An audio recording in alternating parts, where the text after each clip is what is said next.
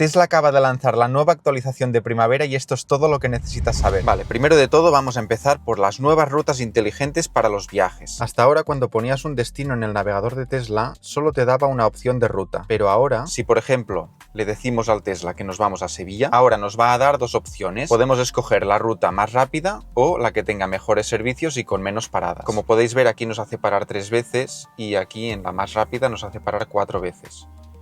Aquí nos marca 11 horas y 25 minutos, la de mejores servicios y con menos paradas, y la más rápida nos marca 11 horas y 8 minutos. Además de esto, al seleccionar una estación de carga, la pantalla nos mostrará los servicios accesibles a pie. Como podéis ver, en esta parada tenemos una cafetería justo al lado del supercargador. Si probamos con esta, por ejemplo, nos enseña los servicios cercanos. Lo siguiente que nos permite hacer el Tesla ahora es si vamos a ajustes y vamos a carga. Ahora tenemos este nuevo ajuste que nos permite mantener la alimentación de accesorios encendido. ¿Qué quiere decir? Pues que cuando estemos fuera del coche, las tomas USB-C y las tomas de mechero mantendrán la carga. Si dejamos el teléfono, si dejamos una cámara o lo que sea cargando, pues mientras estemos fuera del vehículo, pues el vehículo continuará cargando esos accesorios, siempre y cuando la carga de la batería esté por encima del 20%. Algo a tener en cuenta, como aquí nos especifica, es que cuando esta función está habilitada, sigue consumiendo energía aunque no haya dispositivos conectados. Es algo a tener en cuenta al momento de hacer viajes, tal vez nos interesa apagarlo. Otra de las cosas que ahora podemos activar es la función de evitar autopistas. Como podéis ver, aquí ahora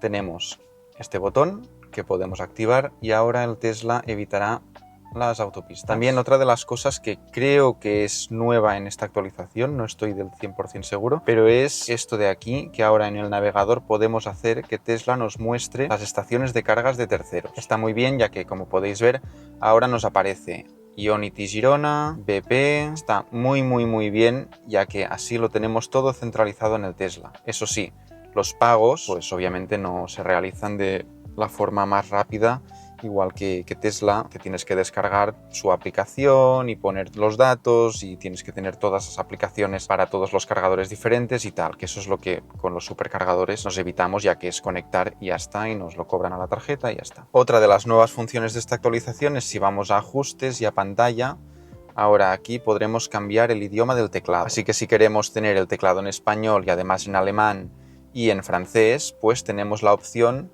de hacerlo. Entonces, si os fijáis, ahora el teclado va cambiando de idioma. Podéis ver, mira, aquí pues tenemos el alemán, aquí el español y este es el francés. Otra de las novedades que incluye esta actualización es que ahora podemos configurar la altura del maletero y se basará en la localización. Pues es decir, si nos vamos a un parking en el que siempre tocamos el techo y tenemos que ir con mucho cuidado, cuando configuremos la altura del maletero en ese parking, siempre se acordará en la localización de ese parking y mantendrá el ajuste que le hayas configurado en ese parking. Y para configurar la altura es tan sencillo como decirle, pues vale, quiero que te abras hasta aquí y ahora mantén apretado durante unos segundos, escucharás 2 pitidos y ahora siempre que esté en esta localización se acordará de la altura que acabo de configurar. Como podéis ver, ahora se abrirá hasta aquí, no se abrirá más. Esto sobre todo es muy práctico para los propietarios de Teslas Model Y, Model X, Model S, ya que el portón es mucho más alto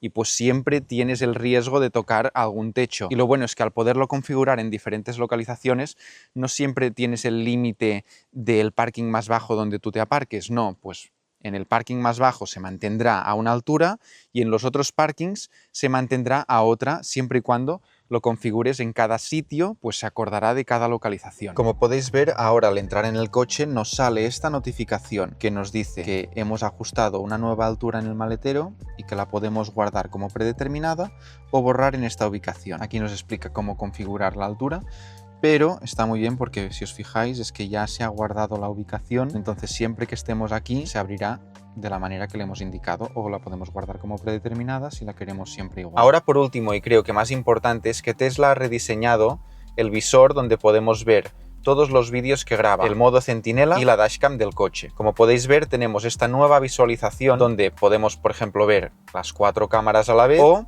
podemos ir pasando individualmente a través de todas las cámaras del coche. Además de esto, Tesla ha activado la grabación con las cámaras de los pilares. Estas cámaras hasta ahora no grababan, ni en modo dashcam ni en modo centinela, pero ahora sí. Entonces pues tenemos esta capa extra de seguridad con 2 cámaras más en el coche que nos proporcionan pues un poco más de seguridad, ya sea aparcados o si tenemos un accidente o lo que sea. Además, ahora podemos pasar 15 segundos hacia adelante o 15 segundos hacia atrás.